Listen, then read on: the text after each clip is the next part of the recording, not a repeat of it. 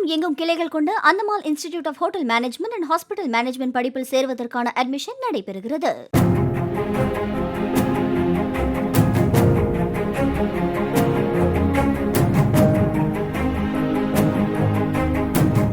மின் கட்டண உயர்வு, ஜிஎஸ்டி வரி, பாவு நூல் கிடைக்காதது, துணிகளுக்கு போதிய விலை கிடைக்காத காரணங்களால் கோவை மற்றும் திருப்பூர் மாவட்டங்களில் விசைத்தறிகளை உடைத்து பழைய இரும்பு பொருளாக விற்பனை செய்யும் நிலை ஏற்பட்டுள்ளதாக விசைத்தறி உரிமையாளர்கள் வேதனை தெரிவித்துள்ளனர். இரு மாவட்டங்களிலும் சுமார் 2 லட்சம் விசைத்தறிகள் உள்ள நிலையில் இத்தொழில் நலிவை சந்தித்து வருவதால் அரசு உதவி செய்ய வேண்டும் என கோரிக்கை விடுத்துள்ளனர்.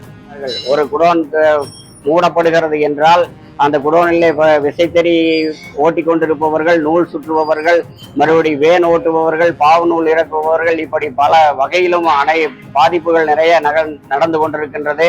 அதற்கு அரசு ஏதேனும் கவனம் செலுத்தி மத்திய மாநில அரசுகள் உதவினால் மட்டுமே இந்த தொழிலை இனி காப்பாற்ற முடியும். இல்லையேல் இந்த விசைத்தறி தொழில் காணாமல் போய்விடும். ஒரு தறி அமைக்க 1.5 லட்சம் ரூபாய் வரையில் செலவு செய்த நிலையில் கிலோ 30 ரூபாய்க்கு கூட பழைய பொருட்களை வாங்க யாரும் முன்வரவில்லை என விசைத்தறி உரிமையாளர் ஒருவர் வேதனை தெரிவித்தார். விஸ்திரி வைத்து பல நாட்கள் ஓட்டி வந்துள்ளேன். 35 வருஷமாக ஓட்டியுள்ளேன்.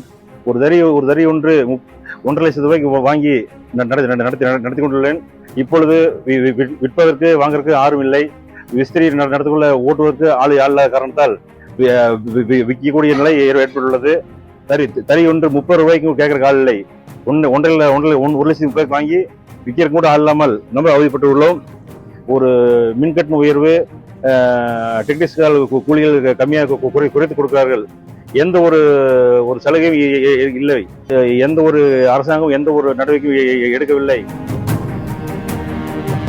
தமிழகம் எங்கும் கிளைகள் கொண்டு அந்தமால் institute of hotel management and hospital management படிப்பில் சேர்வதற்கான அட்மிஷன் நடைபெறுகிறது.